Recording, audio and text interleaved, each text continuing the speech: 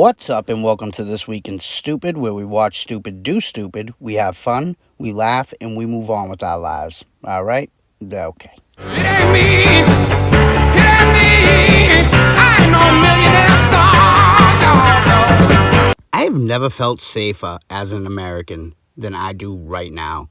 And I know crime and homicides are up big time as most major cities try to shatter their previous records. I know white supremacy is at an all-time high in membership. What are they up to? Every white person? Asians are getting the shit kicked out of them as Asian hate crime still runs rampant. Move over, Godzilla. Unidentified person on video surveillance is coming for your job.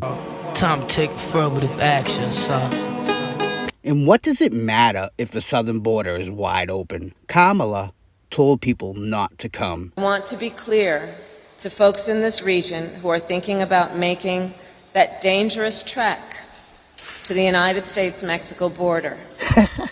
I just wanted to tell y'all, stop walking. It's dangerous. We have buses. We don't need any of y'all dying. Trump got 75 million votes last election. We need you here alive. So hurry up before people start making a big deal about it, okay? And we'll leave the light on for you. Do not come. Do not come.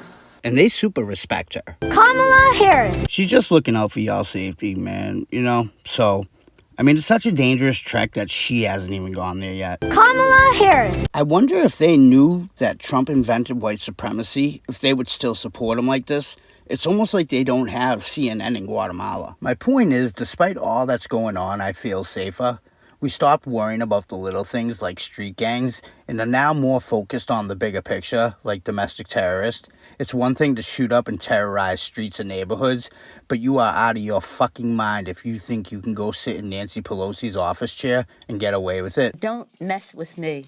How can't you feel safer knowing that that lady has your back? Today we are here to defend democracy for the people. You said censor wrong, Nancy. She was probably half in the bag, but even the military is looking for ways to get stronger. They lowered their physical standards because that's what you do when you're looking for the best of the best. But by lowering standards, it now gives women a fair chance to also serve this great country of ours.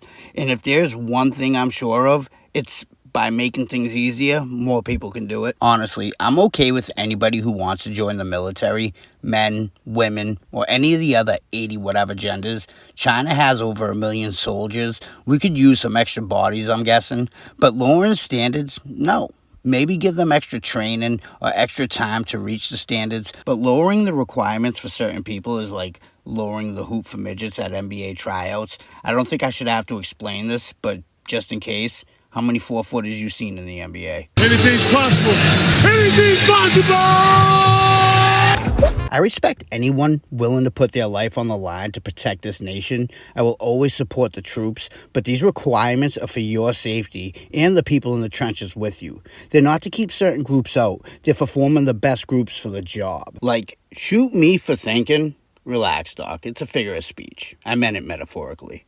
But shoot me for thinking there are just some professions that should be best of the best. Still waiting for that uproar about more fat white guys in the NBA. Rain dance.